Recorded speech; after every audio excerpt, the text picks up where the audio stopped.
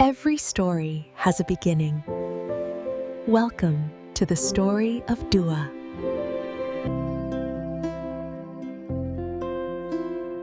The strongest grip. Day 51. The world for baby Dua was becoming a place of wonderful discoveries.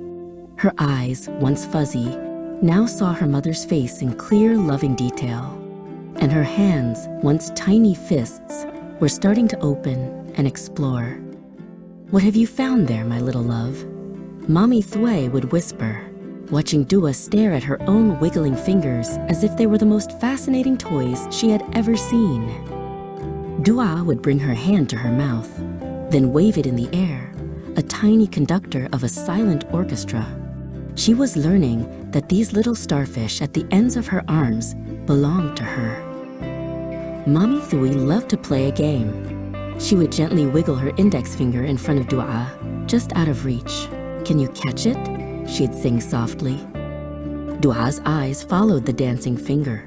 Her own hand twitched and opened, her little fingers stretching out. She wanted to touch it, to hold on to this wonderful moving thing. With a surge of effort, Dua's arm shot out. Her fingers brushed against her mother's skin. It was a fleeting, soft touch, but it sent a jolt of excitement through her tiny body. "Oh, so close," Thuy encouraged, her voice warm like sunshine. She moved her finger a little closer, letting it rest against Dua's open palm. An instinct, deep and new, took over. Dua's fingers, one by one, curled around her mother's. First the pinky, then the next, and the next, until her whole hand was wrapped tightly around Thuy's finger. She held on. It was the strongest she had ever held onto anything. This wasn't a wobbly, uncertain touch. It was a firm, determined grip. Mommy Thuy's heart melted.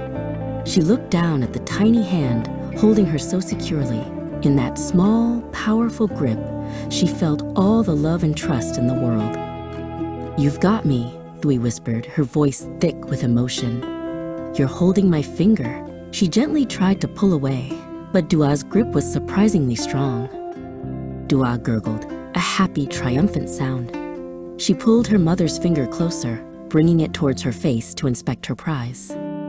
Thuy laughed, a sound like tinkling bells. "Yes, that's my finger. It's all yours for now." She let her hand be guided by her daughter's newfound strength. For a long time, they stayed just like that. Dua, exploring the texture of her mother's skin with her tiny thumb, and Thuy, memorizing the feeling of her daughter's hand wrapped around her finger. It was more than just a reflex. It was a connection. A tiny hand, reaching out and holding on, saying without words, "You are my world. I've got you." And as Mommy Thuy looked at her daughter, whose eyes were now growing heavy with sleep, she knew she would hold on right back, forever and always.